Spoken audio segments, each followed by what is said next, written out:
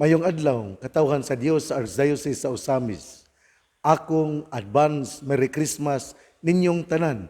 Ilabi na gayod sa ato nga mga katawhan dinhi sa Archdiocese sa Osamis. Merry Christmas sa mga mag-uuma o mga mananagat.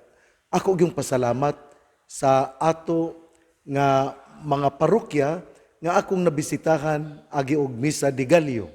Una, Pizza 16, miadto ako sa Holy Rosary Parish didto sa Oroqueta City. Salamat Father Edgar Canama o Father Alcher Boquia. Ako pong pasalamat sa ikaduha nga Misa de Gallo, miadto ako sa San Isidro nga Magbabaol Parish sa Tudela. Akong pasalamat ni Father Lani Sereno. O sa ikatulo nga Misa de Gallo, miadto ako sa parokya sa Clarin, sa parokya sa Santonin, sa Holy Child Parish dinha sa Clarin, ng kura paroko mao si Father Fred Malalis. Kagahapon, Domingo, dito ako nagmisa sa Saint Michael Parish, parokya ni San Miguel Arcangel. Ang kura paroko si Father Ernest Colanag o ang iyang kabulig mao si Reverendo Padre Sandy Cometa. O karong adlaw, Lunes, gikan ako sa Sinakaban kay dito man ako mihimo sa Misa de Gallo. Busa akong pasalamat ni Father Darrell Rosales, ang kura paroko sa St. Joseph Parish, Sinakaban, Misamis Occidental. Salamat kayo kay daghan kayo ang mga tao, pero ako gyud gihapon nga gisunod ang health protocols. Kay importante man gyud kaayo nga dili kita mataptan niining coronavirus COVID-19 virus. Muna nga maningkamot gyud ta. Ako ning pasalamat ha ni sa mayora sa Clarin nga mihatag nako bugas. Salamat kaayo niya. Salamat po ni Lydia Dolostrico nga mihatag po nako mga bugas. Salamat kaayo. Nining adlawng Lunes ang atong pamalandong una ato sang basahon kay nindot kaayo ang unang pagbasa. Aron ako po ning maistorya kung unsa gyud ang kining background nining unang pagbasa. Ato kining kutloon sa basahon ni Propeta Isaías. Misulti pag-usab ang Ginoo kang Akas. Pangayog milagro sa imong Ginoong Dios, bisag kini adto sa kinahiladman sa Seol o sa kinatumyan sa langit. Apan mingon si Akas, dili ako mangayo o dili ko sulayan ang Ginoo. Ug mingon si Isaías, busa pamati o banay ni David. Dili pa ba igo ang imong pagsamok sa mga tao, nga imo naman usab nga samukon ang Dios? Busa ang Ginoo gayud, muhatag kanimog timaan, og kini mao nga usa ka batan-ong dalaga manamkon og muanak og usa ka lalaki og nganlan niya siyag Emmanuel. Pulong sa Ginoo. Salamat sa Dios. Ako ning istoryahan ang bahin ni Akas. Kini gud una sa tanan, kining sa Misa de Gallo, doon nagyutay tulo ka mga banggiitan nga katawo nga ato nga pamalandungan nga pirmi natong madungog. Una, si Propeta Isaías. Ikaduha, si Juan nga magbubunyag. Ug ikatulo, ang mahal nga Birhen Maria. Kay kini man gyud sila ang tulo ka mga tao nga kining pirmi gyud nga moistorya bahin sa panagna sa karaang testamento nga mataw ang batang Hesus nga mao ang muluwas sa sala sa kalibutan. Busa tulo gyud ka tawo ang ang ato nga makita nga mipasundayag nining Misa de Gallo.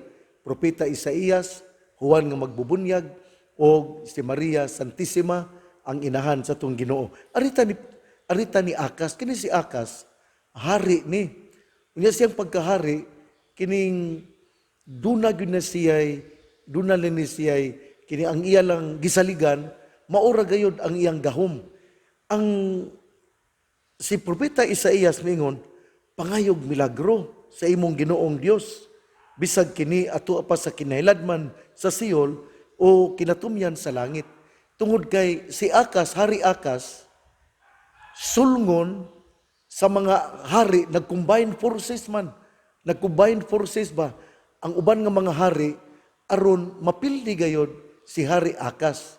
Pero si Hari Akas, wala man, dili man yun siya religyoso. Dili man yun siya maampuon. Nya ang gisulti din daw, maampuon siya. Mura ba gipresentar siya ni Propeta Isaías nga usa ka tawo nga maampuon. Mutong ingon, pangayo sa Ginoog milagro. Ang milagro ipasabot kining aron masumpo og siya mapanalipdan. Pero unsay gisulti ni Akas, dili ako mangayo og dili ko sulayan ang Ginoo. Nindot kay ang tubag no? Dili ako mangayo og dili nako sulayan ang Ginoo. Para ba na sa uban ba nga kada bitawng dili maampuon unya dili mo tuog Ginoo pero kung nanagili sa kalisod atong istoryahan magpabilin gyapon ang ilang pagka kining hambugero nga mingon gyapon dili lang ko mangayo sa Ginoo kay kaya ra ni nako. Kana bang sulti ingon ana bitaw nga dili ko mangayo sa Ginoo, dili ko magpalaban sa Ginoo kay kaya pa ni nako, ako ning masagubang mao ni ang tao nga hambugero. O dinhi si Akas misalig lang sa iyang puwersa nga mga sundalo o daghan mag-isang kabayo. Si Hari Akas daghang kabayo kaniadto, ang kabayo mo'y magpakita nga ikaw kining persa kay ka. Mura pagkaroon tingali, daghang kag helikopter, daghang kag eroplano, daghan kag kining tangke de gera, daghan kag uban pa nga kining submarine, o uban pa din ha, para ba sa China o sa kining Amerika, nga daghan kay sila igugubat. Nga mao to si Akas. Si Akas, doon na siya pagsalig sa iyang mga kabayo, doon na siya pagsalig sa iyang mga sundalo o nagtuo siya nga invincible siya. Dili siya malupig tungod kay daghan siya og mga armas, daghan siya og kabayo. Pero unsay nahitabo niya? Si Akas napildi tungod kay wa man siya mosalig sa Ginoo. Pagtulunan kini nato nga kinahanglan gayud dili ta mamahimo nga hambugero. Kinahanglan nga atong saligan ang Ginoo. Dili nato saligan ang atong tawhanon nga kusog. Tungod kay moabot rang panahon nga ikaw mulupog kay ang tawhanong kusog dili man gyud kasaligan. Ang tawhanon nga kaalam dili man nato kasaligan. Ang tawhanon nga mga plano dili nato kasaligan. Ang atong kasaligan mao ra gayud ang Ginoo. Muna nga salig sa Ginoo, ayaw pagsalig sa puwersa sa katawhan. Muna nga muampo gyud ta. Muna nga mupiko gyud ta sa tungtuhod. Muna mga ginikanan niining misa de Gallo, niining panahon sa Adbento nga hapit na gyud. 5 na lang ka adlaw, Pasko na gayod. Muna nga ako ta kamo nga agnihon nga kita mo mamalandong gayod o muampo gayod o ato yung hawason ang atong pagkabrukinto, ato yung talikdan ang atong pagkahambugiro, ato yun nga kuhaon sa tong kasing-kasing kining pagka mapahitason. Kay walay mapahitason nga makasulod sa langit, walay hambugiro nga pahatagan sa grasya sa Ginoo. Ang importante mao nga abierto kita kasing-kasing o muluhod kita o magpakita sa atong pagsalig ngadto sa Ginoo. Nining adlaw Lunes, ang atong ebanghelyo usab di ay atong kutloon sumala sa ebanghelyo ni San Lucas. Sa ikaunom ka bulan sa pagmabdos ni Isabel, gipadala sa Dios ang anghel si Gabriel ngadto sa kalungsod sa Galilea nga ginganlag Nazaret. May mensahe siya alang sa usa ka batan-ong dalaga nga sinayuran sa usa ka lalaki nga ginganlag Jose nga kaliwat ni Hari David. Maria ang ngalan sa babae. Miadto ang anghel kaniya og miingon, paglipay, ang Ginoo nag-uban og nagapanalangin kanimo pag-ayo. Nalibog pag-ayo si Maria sa pagkabati niya sa mensahe sa anghel ug namalandong siya kung unsay kahulugan sa iyang mga pulong. Miingon ang anghel kaniya, ayaw kahadlok Maria, kay gikahimutan ka sa Dios. Magmabdos ka og manganak og lalaki og nganlan mo siya Hesus. Mahimo siyang inila ug tawgon siyang anak sa Dios nga labing halangdon.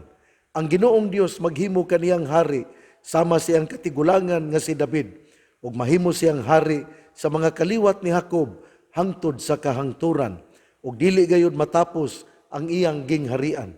Si Maria mingon sa anghel, ulay ako, busa unsaon man pagkahimo niini. Ang anghel mitubag, mukunsad kanimong Espiritu Santo ug magpabilin ang gahom sa Dios diha kanimo. Tungod niini, ang balaan nga bata tawgon nga anak sa Dios. Hinumdumi ang imong paryente nga si Isabel, giingon nga dili na siya mo anak. Apan karon, ikaunom na kabulan ang iyang pagsabak, bisan tigulang na siya kaayo, kay walay dili mahimo sa Dios.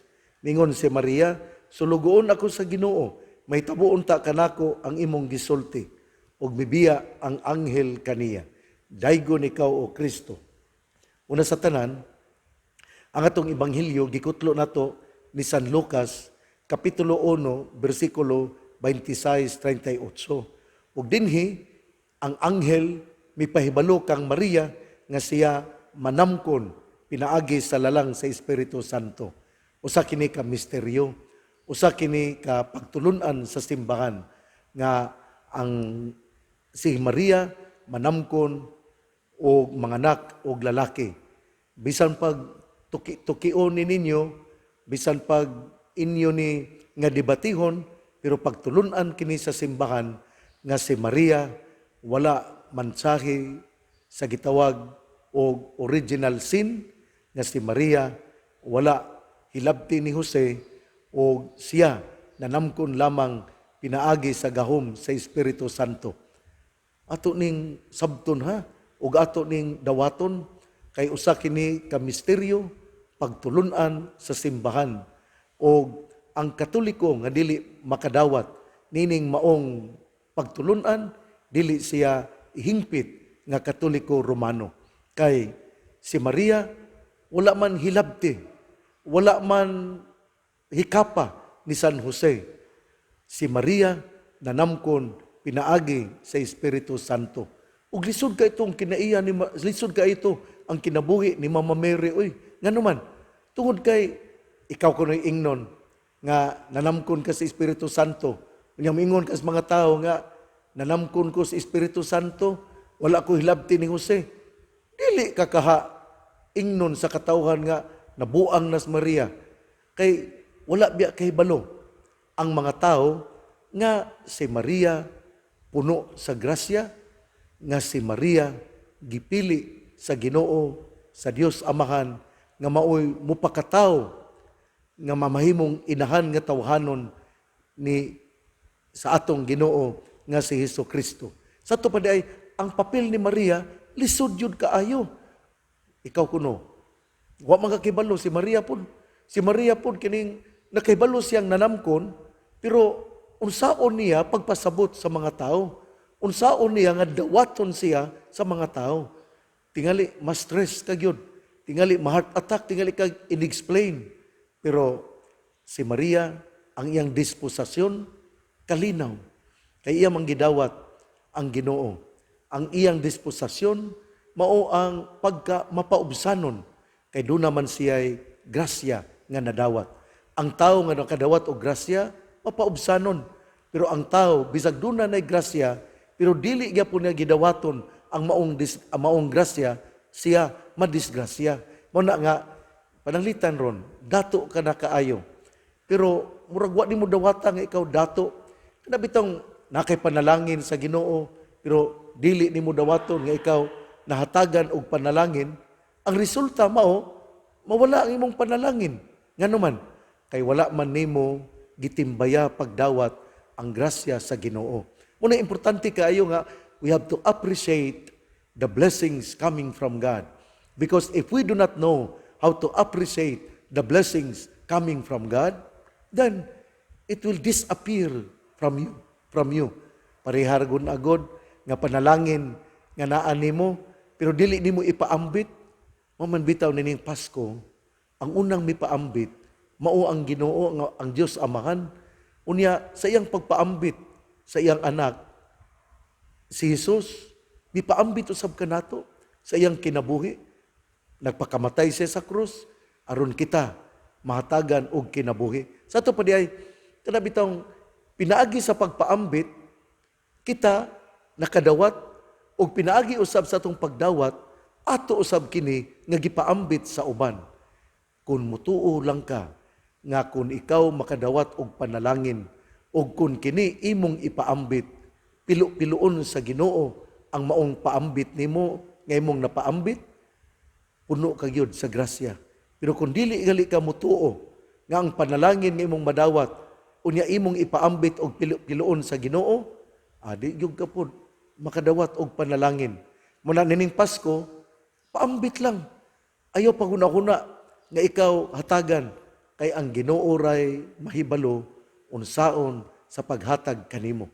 Mao na niha si Maria nakadawat og grasya, si Maria nakadawat og panalangin, ug ang panalangin nga iyang nadawat mao ang atong Ginoo nga si Hesukristo nga pinaagi niini siya magmabdos, pinaagi sa lalang sa Espiritu Santo. Sa to pa, duha na gyud ka punto ang akong giistoryahan. Una, nga si Maria sa iyang pagkamapaubsanon, iyang gidawat nga siya magmabdos. Ikaduha, nga ang grasya sa Ginoo moabot sa tong kinabuhi, ug kung kining grasya atong ipaambit, kita panalanginan usab sa Ginoo. Unya, ang anghel niadto kang Maria, mao pod ni ang nakaanindot. Kana bitawng mamahimutang anghel nga nagdala og maayong balita. Saon maning uban pod nga dili man mamahimong anghel nga magdala og maayong balita. Ang ilar yung buhaton, gusto na sila nga magsigig chismis sa mga panghitabo sa uban nga mga babae, mga uban nga mga lalaki. Chismis lang yun. Muna nga dili sila maayong anghel. Nahimo na silang anghel nga dautan. Muna nga, ato yung pamalandungan din hiron. Una, pagka mapaubsanon ni Mama Mary, ug sungod kay siya mapaubsanon, nakadawat og panalangin. Ug tungod kay siya nakadawat og panalangin, iya kuning gipaambit usab sa uban. Pinaagi sa pagpakatao ni Hesus o ang atong Ginoo, tungod kay siya gasa man, siya usab migasa kanato pinagi sa pagpakamatay sa krus. Blessings to be shared, blessings in order that people will be happy because we shared the blessings. Mogyud ka na ang lintunganay, ngano nga nindot yun kaayo nga atong ipaambit ang panalangin. O ikatulo, nga mamahimo kitang anghel nga magdala og maayong balita. Dili anghel nga magdala og dautan nga magchismis sa uban. Igsuon, nining adlawng Lunes, Pitsa 20, 5 na lang kaadlaw, Pasko na usab. Ang mayong balita nga moang pulong ni Hesus, ang ayang pamation, pamalandungan, ug paningkamutan nga mapuy-an. Bulahan ang tao nga namati sa pulong sa Ginoo. Sama siya sa kahoy nga gitanom, daplin sa usa ka sapa, kansang dahon dili gayud malaya. Tempo sa timbunga, siya mamunga. Igsuon, ugma na usab. Ugma di ay, sa Disyembre 21, adto ako mumisa sa Holy Cross panaon. Ang atong kura paroko diha, mao si Father Rolly Lagada. Unya, ang atong principal sa Panaon Community High School, si Ma'am Bebe Galleros. Ato yun ang hinumduman ha, Ma'am Bebe Galleros. Kay go yun na si Ma'am Bebe Galleros. Unya, sa Disyembre 22, sa Holy Cross Talairon o Roqueta, o ang atong kura paroko diha, mao si Father John Lee Cody Sarinas. O sa Disyembre 23, moadto ako sa San Isidro Labrador, Calamba, ug atong kura paroko mao si Reverendo Padre Dodong Palma. O sa Disyembre 24 sa adlawon sa Misa de Gallo adto ako sa Holy Cross Parish, Look, Plaridel, ug ang ato nga kura mao si Father Jason Panagiton. Ug sa gabi sa pagkatao sa atong Ginoo kasaulugan sa Pasko sa pagkatao, anha ako sa Metropolitan Cathedral of the Immaculate Conception. Ang panalangin sa mahal nga Birhen Maria nga gisangpit sa mga misa-misnon nga Birhen sa kuta, ang Ginoo magkapanalangin kanatong tanan. Sa ngalan samahan, sa Anak ug sa Espiritu Santo. Amen.